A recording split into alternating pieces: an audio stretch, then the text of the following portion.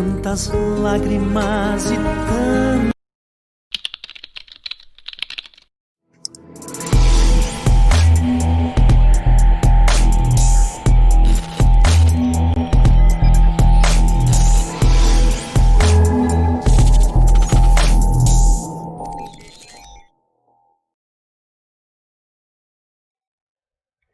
Boa noite, que bom que você já está aqui, estou muito feliz. Hoje nós vamos começar um assunto bastante interessante, vai ser um tema dividido em duas partes. Provavelmente você nunca ouviu falar nisso, é um assunto que poucas igrejas falam, mas está tão claro na Bíblia, enfim. Mas, é claro, o objetivo aqui é mostrar a Bíblia, mas é um assunto muito interessante e importante. Eu vou responder também algumas perguntas que foram feitas lá. Algumas pessoas fizeram perguntas para mim a respeito, as pessoas que estão acompanhando, então a gente vai responder também. Enfim, e a gente vai continuando a nossa série, tem bastante coisa para aprender. E eu gostaria de que, assim, ainda vai demorar, acho que provavelmente um mês e meio, vai, para a gente terminar toda essa série, tá? Eu gostaria que vocês começassem a pensar o que a gente vai estudar na próxima série. Gostaria de que vocês começassem a colocar comentário, né? Olha, próxima série gostaria de estudar sobre este assunto. Então, vão pensando aí, tá? Alguma coisa que talvez não tenha ficado muito claro agora, enfim. Claro que essa situação de pandemia cedo ou tarde vai acabar, então nós vamos ter este programa, né, de classe bíblica dentro da igreja, mas eu quero continuar fazendo também as transmissões. Não sei como que a gente vai fazer isso, conciliar tudo, a transmissão com estar lá na igreja, porque graças a Deus eu espero que essa pandemia termine logo. Mas tem pessoas que estão distantes, não estão aqui em Tararé, que gostariam de estão acompanhando. E eu quero que elas continuem acompanhando. Enfim. Então a gente tem que fazer essa transmissão. Eu acho que essa coisa de transmitir pela internet veio para ficar. E eu acho que é muito bom, porque tem gente que não tem o costume de ir à igreja. Ou talvez já pertence a alguma outra igreja e se sinta constrangido em entrar uma que não é da sua familiaridade. Enfim, não importa o motivo. Se você está recebendo conhecimento da palavra de Deus, seja pela internet, seja dentro da igreja, não importa. Seja na casa de um amigo, não importa. O importante é o conhecimento que você está tendo e a caminhada cristã que você está fazendo a cada dia, claro. Muito bem, antes de iniciarmos nosso estudo, como sempre, vamos fazer uma oração. Se você puder, feche os seus olhos, nós temos esse costume. Vamos lá. Querido Pai, mais uma vez vamos fazer o nosso estudo e pedimos que o Teu Santo Espírito se faça presente com cada pessoa que agora vai abrir a Tua Palavra, que cada um de nós possamos receber a Tua iluminação para que possamos compreender a verdade expressa na Tua Palavra. Esteja com cada um de nós, te pedimos em nome de Jesus. Amém. Muito bem. Poucas pessoas ainda entrarem, eu esperava mais, mas tudo bem. Não importa o volume, a quantidade de pessoas, importa que as pessoas estejam entendendo a palavra de Deus. Uma resposta a respeito. Semana passada nós falamos sobre salvação, de novo sobre salvação. E talvez a gente vá e volte nesse assunto, porque, é claro, é uma pergunta natural de todo ser humano: o que farei para ser salvo? Né? É natural. E algumas pessoas me perguntaram durante a semana: olha, Maurício, mas e isso e aquilo? Eu gosto de simplificar. Eu gosto muito, muito. A Bíblia, e principalmente Paulo, às vezes usam termos quase jurídicos a respeito da salvação, certo? Enfim, eu gosto muito do que Jesus coloca em João 15. Cada pessoa gosta mais de um determinado estilo e Deus fala de diversas formas a mesma coisa para que você possa entender.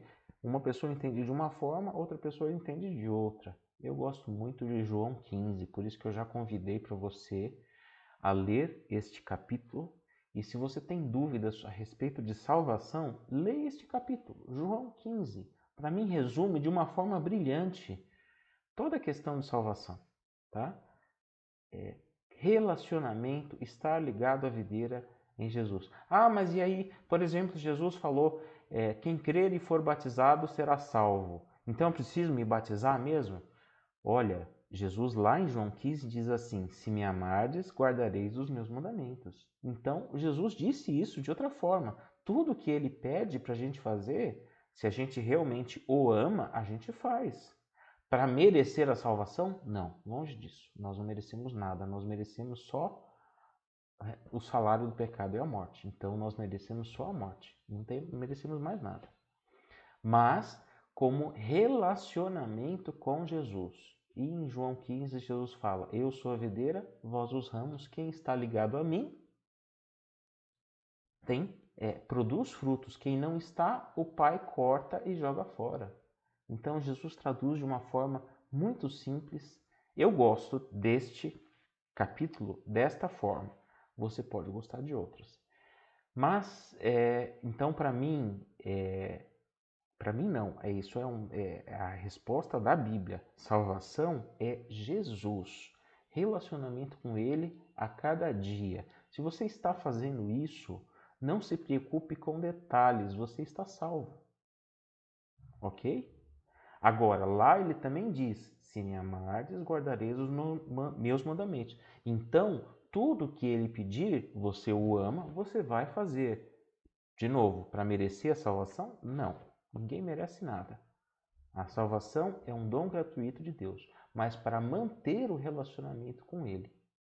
Você sabe, você tem relacionamentos com pessoas, com ele ou com ela, com seu namorado, sua namorada, enfim, seu esposo, sua esposa. Se você não faz o que a outra pessoa a quem você ama pede, isso atrapalha o relacionamento de vocês. É a mesma coisa com Jesus. Se você não fizer aquilo que ele pede, atrapalha o relacionamento de vocês. Entendeu? Então é relacionamento, ok? Muito bem. Vamos para o tema de hoje. Vamos para o tema de hoje. O nosso tema vamos lá. Relembrando. Muito bem. Semana passada nós falamos que a salvação em toda a Bíblia e não só no Novo Testamento é pela graça. Para nos salvar, Jesus morreu na cruz. Ele pagou o preço da salvação. O primeiro passo que confirma a salvação é aceitar a Cristo. O segundo passo é arrepender-se, converter-se. O terceiro passo é a confissão dos pecados. O quarto passo é amar e obedecer os seus mandamentos. O quinto passo é ser batizado por imersão, como foi Jesus. O sexto passo é ser perseverante, ou seja, continuar praticando. Em que devemos perseverar? Ler a Bíblia, orar, ir à igreja e pregar o Evangelho. Tudo isso são coisas que Jesus pediu que nós fizéssemos. Então faz parte do nosso relacionamento com Ele. Então uma coisa não exclui a outra. São pontos de vista diferentes sobre a mesma coisa. Muito bem. Hoje nós vamos falar sobre o tema do santuário de Deus.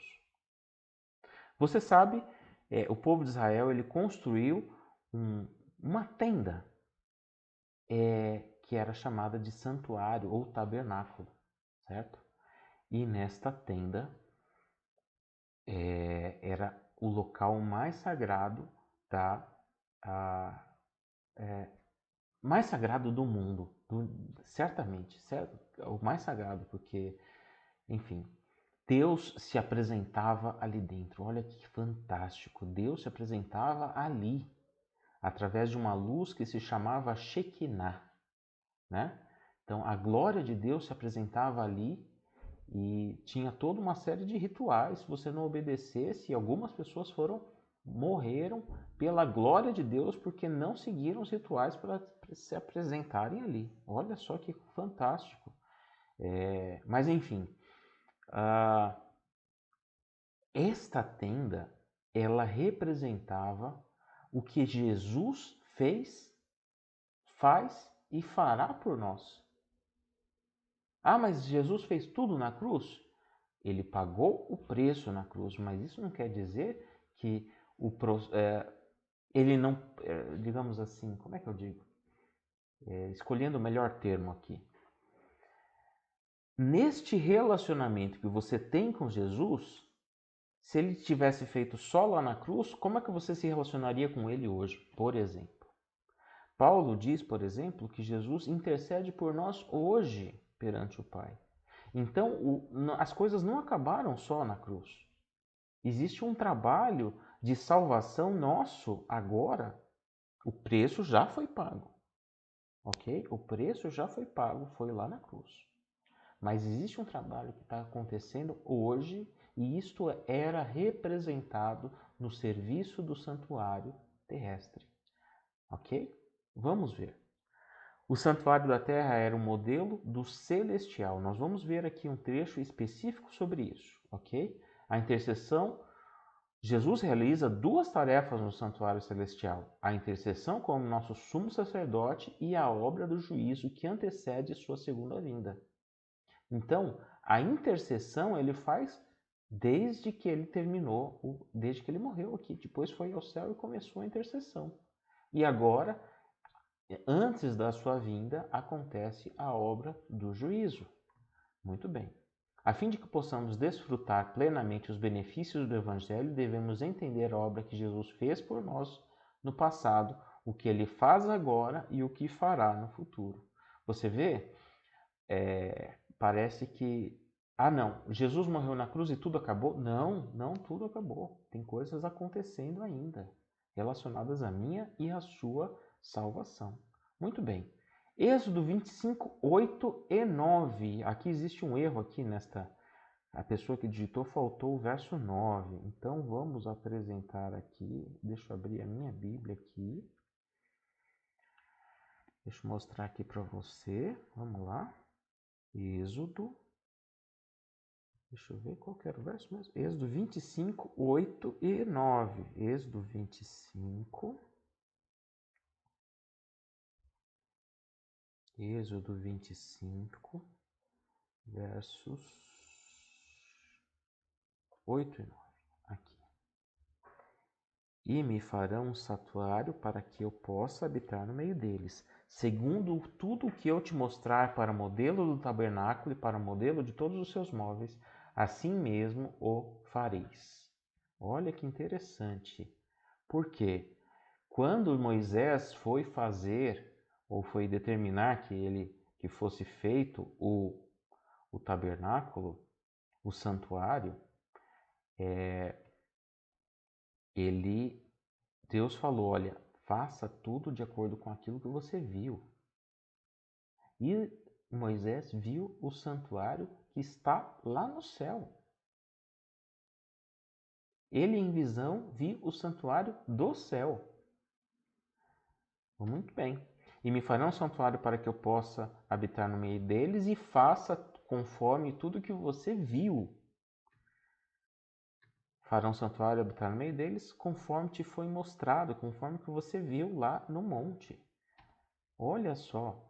E aí, como é que era esse santuário? Como será que era esse santuário? Esse santuário, ele era dividido, aqui está dividido em dois compartimentos, tá? Aqui está dividido em dois compartimentos, mas existia um pátio anterior. Dentro era esta parte, o primeiro lugar santo e o lugar santíssimo, e tinha um pátio. Vamos ver se aparece uma figurinha aqui. Aqui é o pátio anterior. Aqui neste pátio, ó, não sei se vocês conseguem ver o cursor aqui. Então, aqui neste pátio era onde onde era realizado o sacrifício, que era uma representação do trabalho do que Jesus fez na cruz, certo? Depois tinha os sacerdotes, eles tinham um trabalho a fazer aqui dentro do chamado lugar santo, dentro do lugar chamado lugar santo. E uma vez ao ano existia uma festa específica chamada Dia da Expiação, onde apenas o sumo sacerdote, um só, podia entrar. Só existiam vários sacerdotes que se revezavam no serviço diário, ok? Vários. Mas apenas um sumo sacerdote no período do tempo. É como se fosse, sei lá, um presidente ou, enfim, só tinha um sumo sacerdote, certo? O povo de Israel só tinha um sumo sacerdote. Só ele podia entrar apenas uma única vez ao ano dentro do lugar chamado Lugar Santíssimo. Apenas uma vez ao ano, no chamado Dia da Expiação. No serviço santo, todos os dias tinha um trabalho ali a ser realizado. Todos os dias. Assim como todos os dias existia algo a ser realizado no sacrifício diário. Existiam 2 sacrifícios diários, um de manhã e o outro à tarde, que era a representação do que Jesus fez por nós. Além disto, a pessoa que, quando podia, ela ia ao tabernáculo e confessava os seus pecados perante o Cordeiro. Então tinha também a oferta pessoal, né? A pessoa confessava e então aquela ovelha ou aquele carneiro ou aquele boi era sacrificado ali. Também uma representação do que Jesus fez por nós na cruz. Mas vamos continuar aqui. Muito bem. O santuário era dividido em lugar santo e santíssimo. No lugar santo, o sacerdote realizava o trabalho diário e continha mesa com pães, o candelabro e o altar de incenso. No lugar santíssimo, o sumo sacerdote entrava uma vez por ano no dia da expiação, que caía no dia 10 do 7º mês. Apenas no dia 10 do 7º mês, o sumo sacerdote ele entrava no lugar santíssimo, no chamado dia da expiação. Ali se encontravam a Arca da Aliança, coberta de ouro, com as tábuas dos 10 mandamentos, uma urna de ouro contendo maná e o bordão de Arão, e um véu separava os 2 compartimentos. A descrição do santuário você consegue ler ali a partir do capítulo 25 de Êxodo até quase o final de Êxodo, uma descrição bastante completa do tabernáculo. Como tudo que eles fizeram era cor de tal, tinha medida X e tinha medida Y, tinha que ser tantos talheres de prata, tantos... É bem detalhado, bem extenso. Está ali a partir do capítulo 26 de Êxodo. Como era o santuário? Então, à frente do lugar santo santíssimo, tinha o pátio, como eu falei, onde estava o altar do holocausto e a pia em que os sacerdotes lavavam as mãos. Muito bem. O santuário era móvel, ele era cercado e teve sua construção aprovada por Deus. Deus se manifestou ali e depois se manifestava sempre que o santuário era montado. Então, depois que eles estavam construindo, não sabiam exatamente se estava de acordo com o que Deus tinha feito, tal.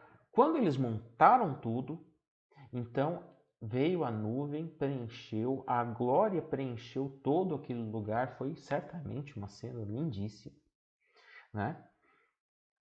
E Deus se manifestou ali, aprovando a construção do santuário.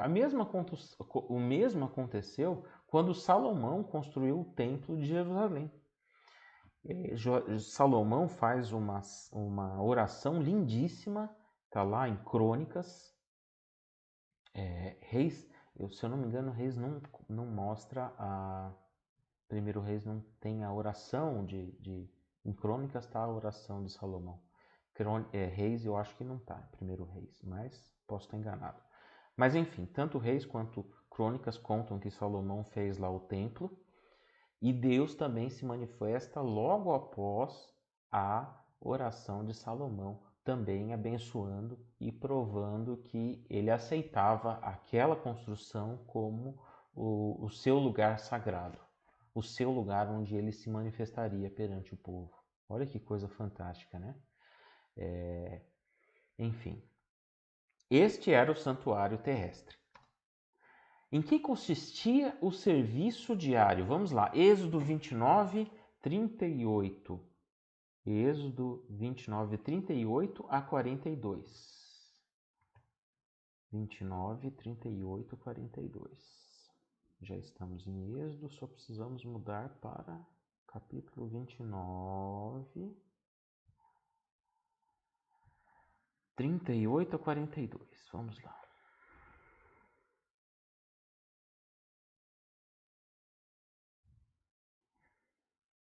Trinta e oito até quase o final. Isto é o que oferecerás, a partir daqui. Isto é o que oferecerás sobre o altar: 2 cordeiros de 1 ano cada dia, continuamente. Um cordeiro oferecerás pela manhã e o outro ao pôr do sol.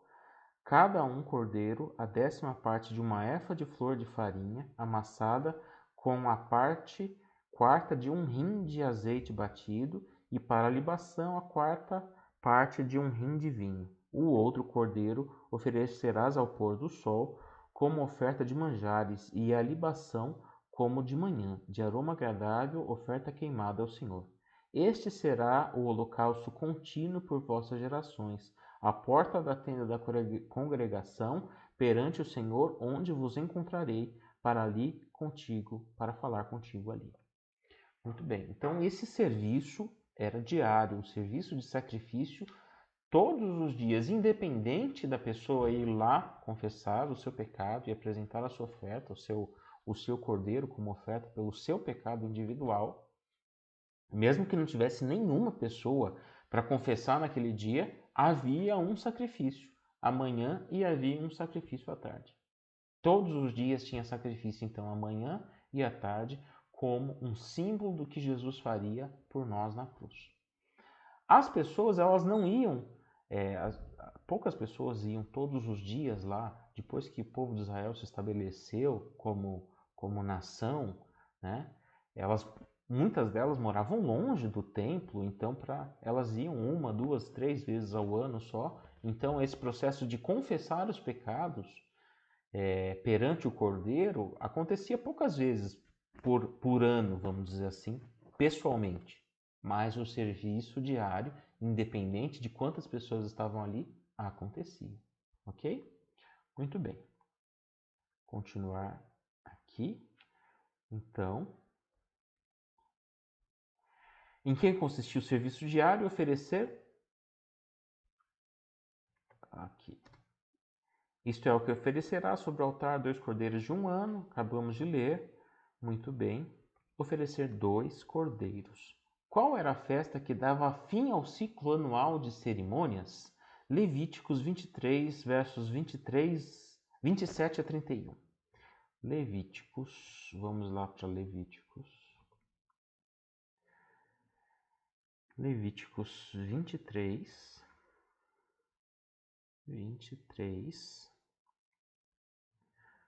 versos 27 a 31.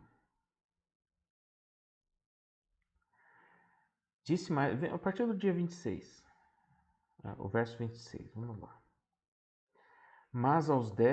Disse mais o Senhor a Moisés: mas aos 10 deste mês 7º será o dia da expiação.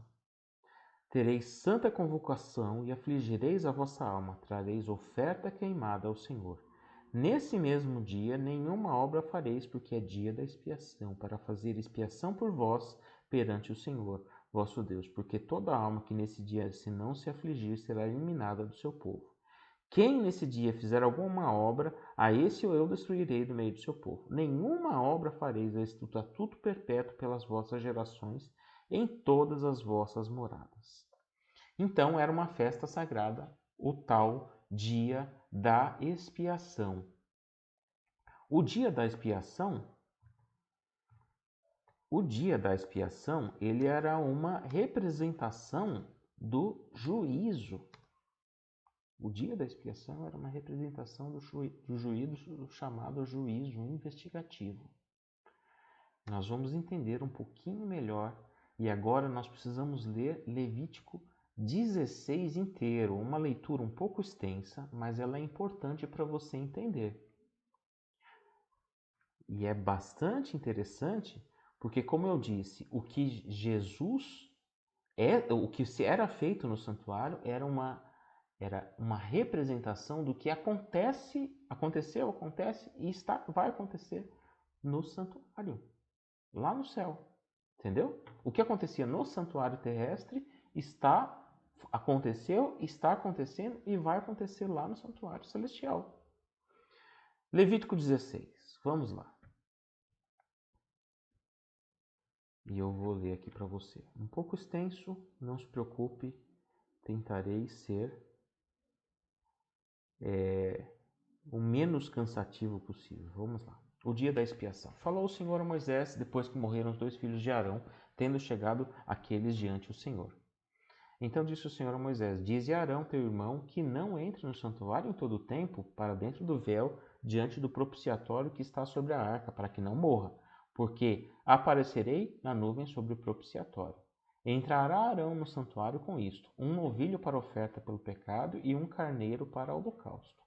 Vestirá ele a túnica de linho sagrado, terá calças de linho sobre a pele, cingir-se-á com cinto de linho e se cobrirá com mitra de linho. São estas as vestes sagradas. Banhará o seu corpo em água e então as vestirá. Na congregação dos filhos de Israel tomará 2 bodes para a oferta e pelo pecado, e um carneiro para o holocausto. Arão trará o novilho da sua oferta pelo pecado e fará expiação por si e pela sua casa. Também tomará ambos os bodes e os porá perante o Senhor à porta da tenda da congregação. Lançará sorte sobre os 2 bodes, uma para o Senhor e a outra para o bode emissário. Arão fará entregar o bode sobre o qual cair a sorte para o Senhor e o oferecerá por oferta pelo pecado. Mas o bode sobre o qual cair a sorte para o bode emissário será apresentado vivo perante o Senhor para fazer a expiação por meio dele e enviá-lo ao deserto como bode emissário. Arão fará chegar o novilho de sua oferta pelo pecado e fará expiação por si e pela sua casa, imolará o novilho da sua oferta pelo pecado. Tomará também de sobre o altar o incensário cheios de brasas de fogo diante do Senhor e 2 punhados de incenso aromático bem moído e trará para dentro do véu. Porá o incenso sobre o fogo perante o Senhor para que a nuvem de incenso cubra o propiciatório que está sobre o testemunho para que não morra. Tomará do sangue do novilho e com o dedo aspergirá sobre a frente do propiciatório, e diante do propiciatório aspergirá 7 vezes do sangue com o dedo. Depois imolará o bode da oferta pelo pecado, que será para o povo, e trará o seu sangue para dentro do véu, e fará com o seu sangue como fez com o sangue do novilho. Aspergi-lo-á no propiciatório e também diante dele. Assim fará a expiação pelo santuário por causa das impurezas dos filhos de Israel e das transgressões de todos os seus pecados. Da mesma sorte fará pela tenda da congregação que está com eles no meio das suas impurezas. Nenhum homem entrará na tenda da congregação quando ele entrar para fazer a propiciação no santuário, até que ele saia depois de feita a expiação por si mesmo, pela casa e por toda a congregação de Israel. Então sairá ao altar que está perante o Senhor e fará expiação por ele. Tomará do sangue do novilho e do sangue do bode e o porá sobre os chifres do altar ao redor. Do sangue aspergirá com o dedo 7 vezes sobre o altar e o purificará e o santificará das impurezas dos filhos de Israel. Havendo, pois, acabado de fazer expiação pelo santuário, pela tenda da congregação e pelo altar, então fará chegar o bode vivo. Arão porá as mãos sobre a cabeça do bode vivo e sobre ele confessará todas as iniquidades dos filhos de Israel, todas as suas transgressões e todos os seus pecados, e os porá sobre a cabeça do bode e enviá-lo-á ao deserto, pela mão de um homem à disposição para isso. Assim aquele bode levará sobre si todas as iniquidades deles para a terra solitária, e o homem soltará o bode no deserto. Depois Arão virá à tenda da congregação e despirá as vestes de linhos que havia usado quando entrar no santuário, e ali as deixará. Banhará o seu corpo em água no lugar santo e porá suas vestes. Então sairá e oferecerá seu holocausto e o holocausto do povo e fará expiação por si e pelo pecado. Também queimará a gordura da oferta pelo pecado sobre o altar. E aquele que tiver levado o bode emissário lavará suas vestes, banhará o seu corpo em água e depois entrará no arraial. Mas o novilho e o bode de oferta pelo pecado, cujo sangue foi trazido para fazer expiação no santuário, serão levados fora do arraial, porém as suas peles, a sua carne e seu excremento se queimarão. Aquele que os queimar lavará suas vestes, banhará o seu corpo em água e depois entrará no arraial. Isso será por estatuto perpétuo. No 7º mês, aos 10 dias, afligireis a vossa alma e nenhuma obra fareis, nem o natural, nem o estrangeiro que peregrine entre vós, porque naquele dia se fará expiação por vós para purificarmos, e sereis purificados de todos os vossos pecados perante o Senhor. É o sábado de descanso solene para vós outros, e afligireis as vossas almas. É estatuto perpétuo. Quem for ungido, consagrado para oficiar como sacerdote no lugar do seu pai, fará expiação. Havendo posto as vestes de linho, as vestes santas, fará expiação pelo santuário, pela tenda da congregação e pelo altar. Também o fará pelo sacerdote e por todo o povo da congregação. Isto vos será por estatuto perpétuo, para fazer expiação uma vez por ano pelos filhos de Israel, por causa dos seus pecados. E fez Arão como o Senhor ordenara a Moisés. Uma leitura um pouco longa e às vezes até confusa por um certo excesso de detalhes. Mas vamos lá responder as perguntas, depois eu comento. Então, o que consistia a purificação do santuário? Acontecia o sacrifício diário, como nos outros dias. O sacerdote oferecia um bezerro e um cordeiro por si e por sua família, lançava a sorte sobre 2 bodes. O sacrifício do bode era oferecido a Deus, o do bode era aspergido no lugar santíssimo e os pecados eram transferidos para o bode emissário ou Azazel, que era enviado ao deserto. Então veja, aqui no sacrifício diário, os pecados eram transferidos simbolicamente do pecador. O que acontecia? Eu pequei. Suponha que eu tivesse vivido lá nesta época do povo de Israel. Eu pequei. Então eu preciso confessar o meu pecado. Então eu compro uma ovelha ou adquiro uma ovelha, chego lá, confesso o meu pecado perante aquela ovelha, aquele carneiro, existiam vários tipos de ofertas, enfim, confesso o meu pecado. O sacerdote imolava aquele sacrifício e aquele pecado, de certa forma, ficava dentro, simbolicamente, dentro do santuário. Dentro do santuário. E uma vez por ano, então, acontecia essa cerimônia e, simbolicamente, o pecado saía do santuário e ia para o bode emissário e saía do povo. Então, uma vez por ano, existia a chamada purificação do santuário, que significa, simbolicamente, tirar de dentro do santuário os pecados do povo durante aquele ano inteiro. Entendeu? Como que a gente consegue traduzir isso para o nosso dia hoje, né? Veja, Satanás, ele nos tenta, né? Ele nos tenta. E ele também é corresponsável pelos nossos pecados. Se não houvesse a tentação, enfim, não haveria pecado, né? Tem esse... Então, o que acontece? Esta representação do santuário significa que os pecados que foram confessados perante Deus, certo? Que Jesus pagou o preço lá. Um dia, né? Você confessou o seu pecado. Parte desta culpa, deste pecado, Satanás também vai pagar. Satanás também vai pagar. Lá no... quando houver o juízo final. Nesta representação, então, o bode... Olha só, um dos bodes ia lá para o deserto e ficava lá sozinho. Lembra que nós já estudamos a questão de, depois da volta de Jesus, Satanás fica 1000 anos preso aqui na Terra? Num deserto, de certa forma? Então era uma representação do que aconteceria, do que vai acontecer antes do juízo final. Satanás vai ficar preso na terra, num deserto, né? E ele vai levar a culpa daqueles pecados que foram confessados perante Deus, né? Olha que interessante. Sabe por que Satanás ele está tão preocupado? Se ele pudesse, ele destruía todo mundo, tá?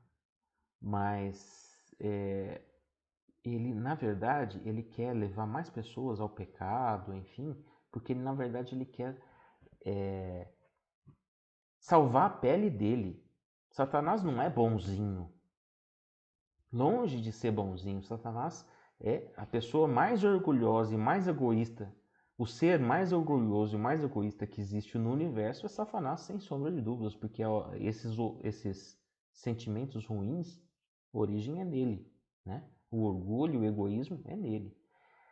Agora, se aquele pecado não foi confessado, não foi perdoado por Jesus, ele não vai levar culpa.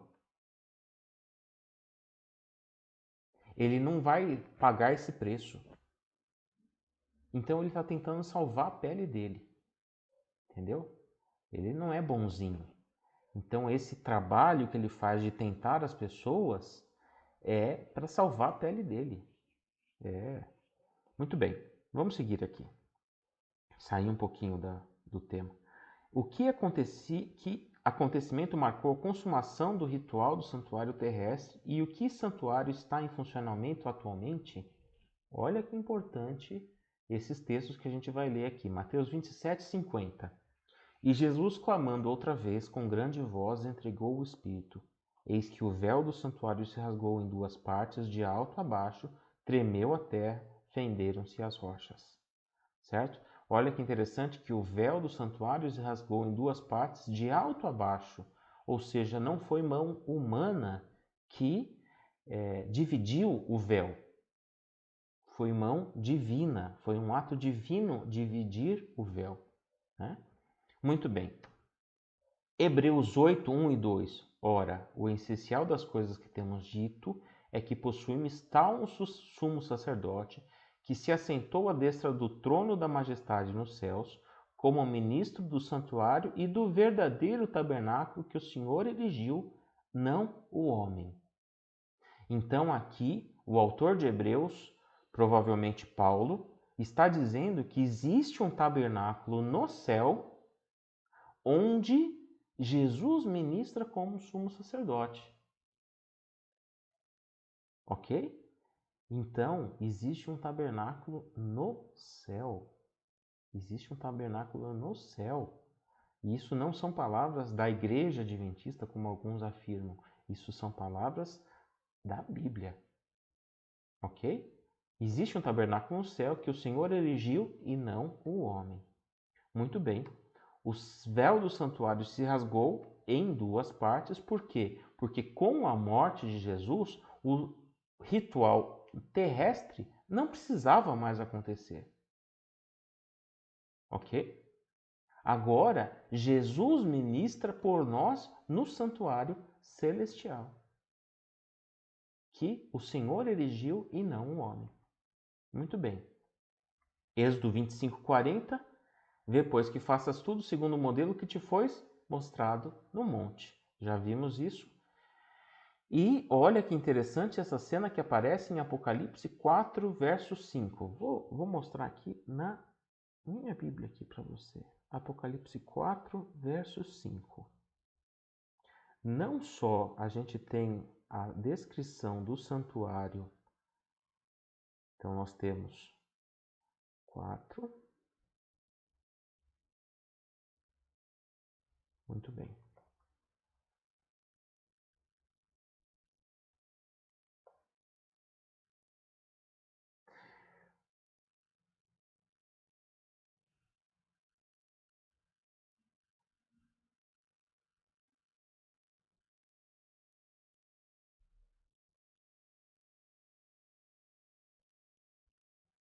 Perdão.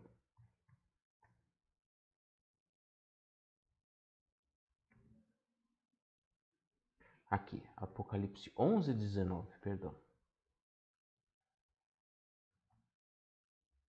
11, 19. Estava no verso errado. Apocalipse 11, 19. Capítulo 1 também de Apocalipse.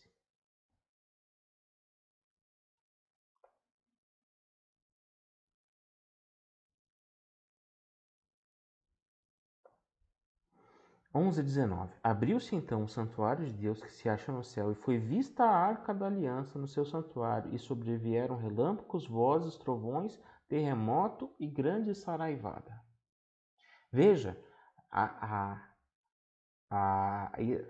afirmação de que existe um santuário no céu aparece em Êxodo, quando quando Deus mostrou este santuário no céu, para que ele construísse uma cópia na terra, certo?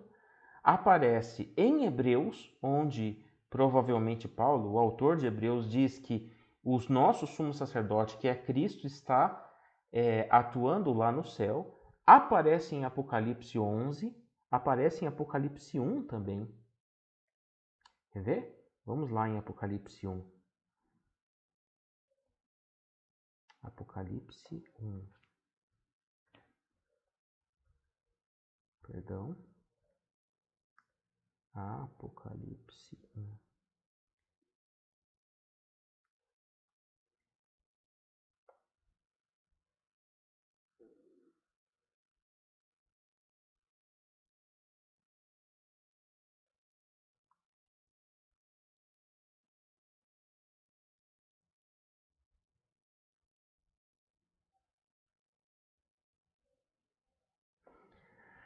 Quanto ao mistério das 7 estrelas que viste, verso 12. Voltei-me para ver quem falava comigo, e voltava, e vi 7 candeeiros de ouro, e no meio do candeeiro um semelhante ao filho do homem, com vestes talares e cingido à altura do peito com uma cinta de ouro. Aqui é uma cena de Jesus andando perante os 7 candeeiros. A mesma figura que a gente vê. Quer ver? Deixa eu mostrar aqui para você aqui, ó. A mesma figura que a gente vê, eu vou mostrar aqui para você aqui, ó.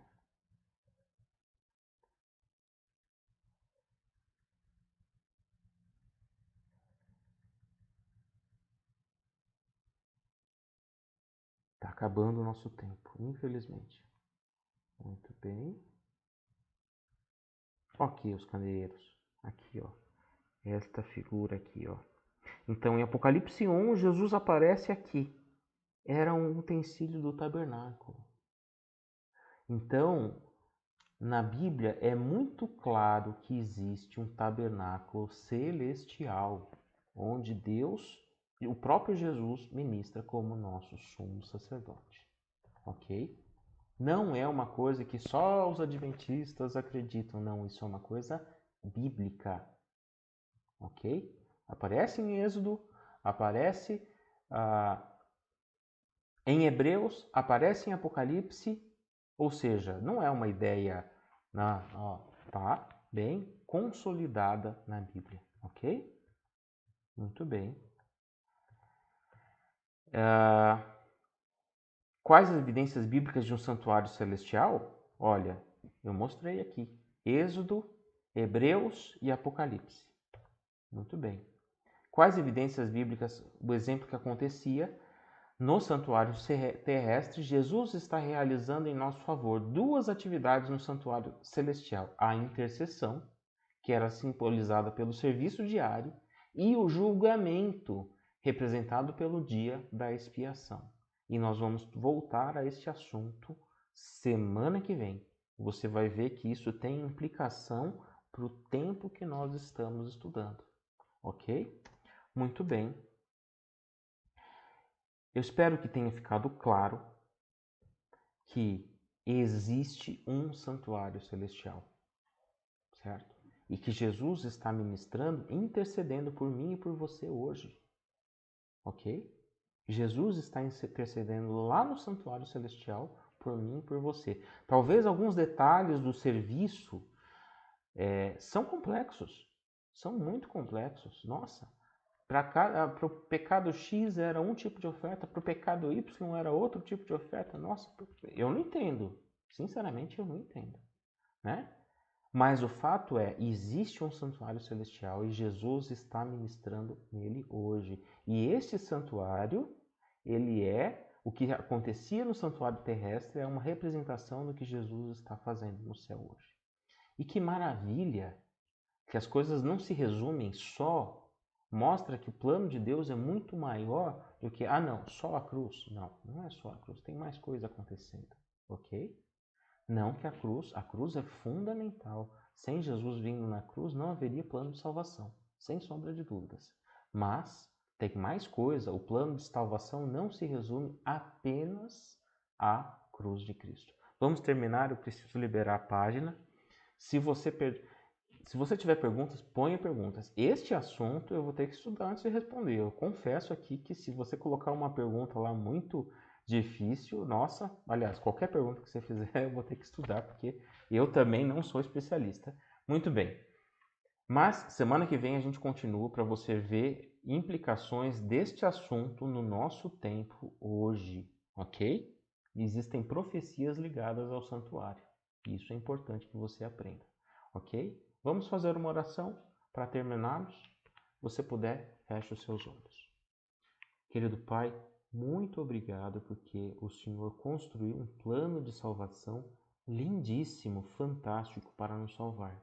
Muito obrigado. Nós não somos merecedores disso. Nós aprendemos hoje que aquilo que acontecia com o povo de Israel no santuário terrestre era uma representação daquilo que o Senhor já fez, faz e fará por nós, em todo esse processo de salvação. Muito obrigado. E muito obrigado também porque sabemos que Jesus Cristo está no santuário celestial intercedendo por nós hoje.